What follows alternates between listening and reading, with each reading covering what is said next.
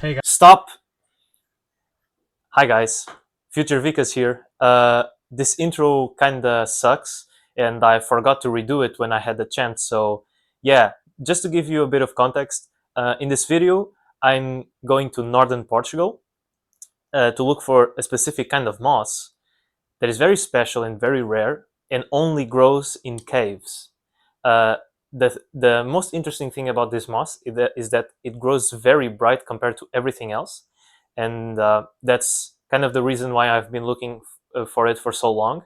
And yeah, since it grows in that region, I thought, yeah, I'm gonna give it a go and try to find it. So this will be the main aspect of the video, but also since I just got my new radio code at the time, I thought this region is also known for its uranium mining and uranium ore. So what if maybe I could try to find some abandoned uranium mines and even try to find some uranium minerals. So yeah, that's another thing I will try to do in this video. Uh, but yeah, I think now we're all contextualized, so we can get back to the video. So yeah, I'll see you then. Okay, so now we're in Aroca. It's a mountain region here in Viseu district. The objective now will be to find some Goblin's gold. I think there is some caves around this trail that we're gonna follow, and yeah, hopefully we can find some. It's a short trek. I think it's about maybe 2 kilometers. It's a bit mountainous, but I guess we'll see how it goes. But yeah, it's raining a bit, but hopefully nothing crazy. Yeah. Here's a strawberry tree. Let me get a bit close to it, because right now it's in flower. So this is a species from the Ericaceae family. I think in English it's called strawberry tree. In Portuguese it's called the medronheiro. You can see here the Ericaceae flowers. You see, like some little bells, and they make this fruit that kind of, I don't think it looks like a strawberry. It's more like a, the alicia. I think that's what you call it, lychee. And yeah, here we make liquor out of it. But yeah, these are the flowers. Yeah, so it's an Ericaceae member, and it's a tree, so that's quite unique and very common here in Portugal. So yeah, I think we're ready to keep going, so I'll give some updates. So we're already on the trail. It's currently about 6 degrees Celsius, so a bit chilly. Here is a little waterfall.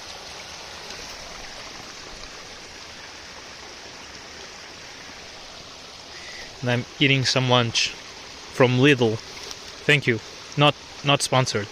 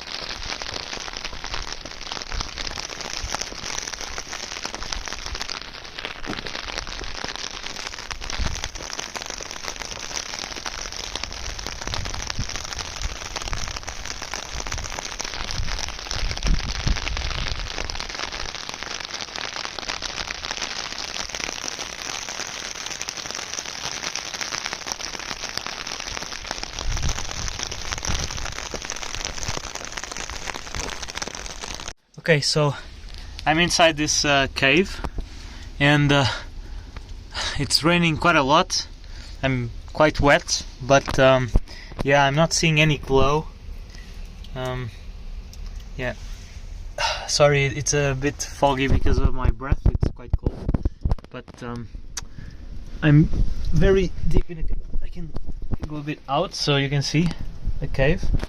It's a lot of moss, but nothing growing like Goblin's gold at all. So, but yeah, I guess this place is a bit of a bust. I need to find something else.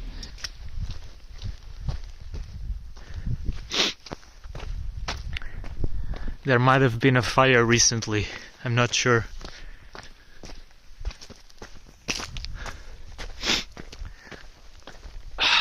It's quite cold, but yeah, hopefully this will end the day.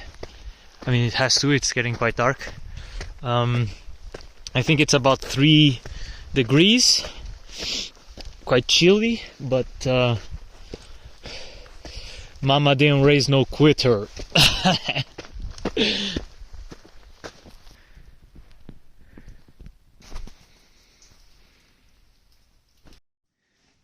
Okay guys, right now I'm in the other location that I thought could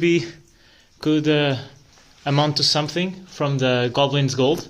I did not know about this cave. I've been exploring these caves. I don't know if it's easy to see. I have my flashlight, you can see here.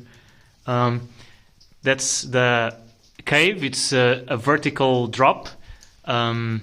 Yeah, it's still raining slightly, especially from the wall caves. But yeah, the quality of the video is probably terrible because this is my phone. I didn't bring anything with me this time because everything is wet. But yeah, I'm in this deeper part of the cave. Yeah, I don't think you can really see anything. Maybe I'm gonna turn on the flash. Yeah, you can see the cave. It's so the surface is probably like 5 or 6 meters above ground. So I'm not in the deepest part, but I'm in the part where light is almost over. There's still some plants. Yeah, and I was looking for the fool's gold with my flashlight, and I think I found it. Let me see. You need to hit it in a particular direction to see it. I'm going to turn off the light.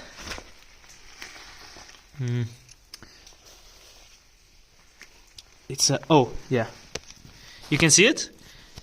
It has to be a specific direction for the light. See, you don't see anything. You see the green?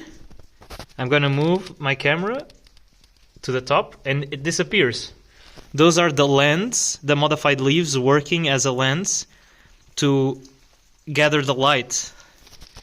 So cool. It has to be a specific direction for you to see it. I'm gonna try to get a bit close with the, okay, like here. Here it is. It's maybe hard to tell, but it's very bright. Very bright. Let's go. Finally. Okay, so at this point you're probably thinking, why is this moss so bright compared to everything else?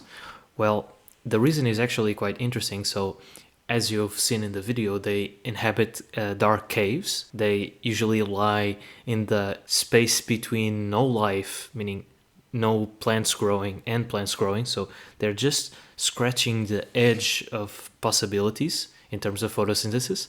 And this is mostly because this structure of the protonema, it forms these little bead-like cells.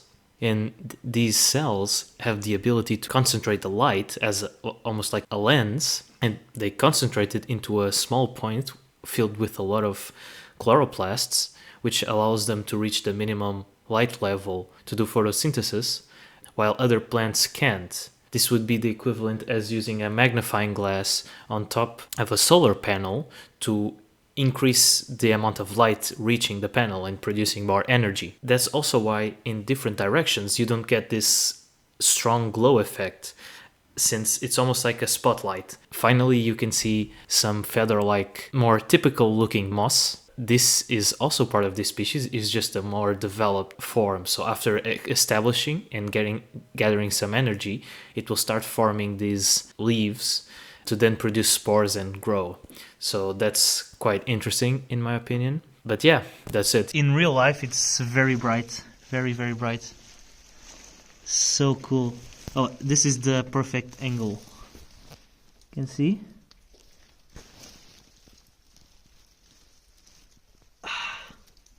Okay, I'm gonna try to collect some, and yeah, finally.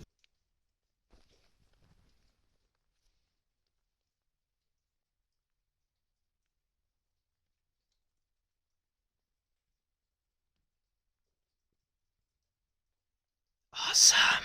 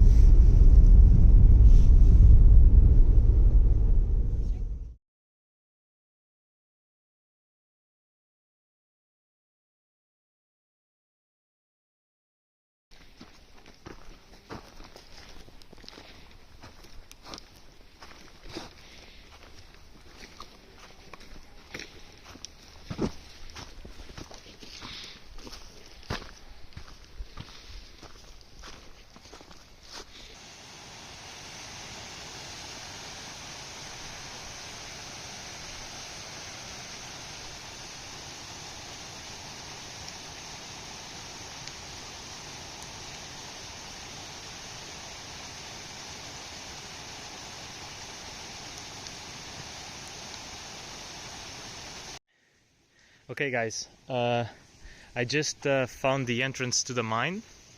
It's this, and I'm kind of mind blown. These are the counts per minute I'm getting. Let me zoom in. Okay, you can see here the counts per minute. They're getting quite high, and there's actually a stream. I don't know if you can see it.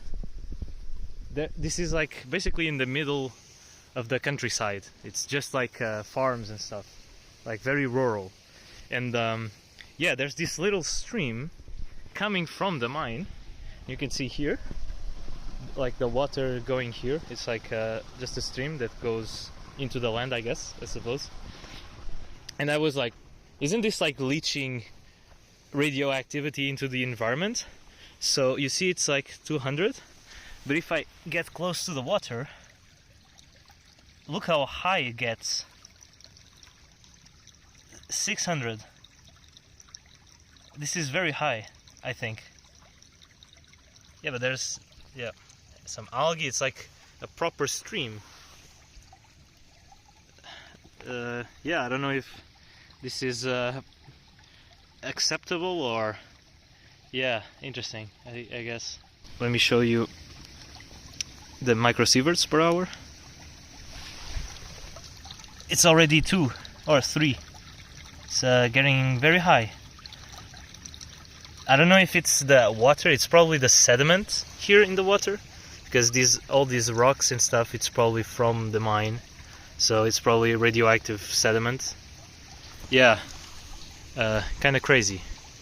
Anyway.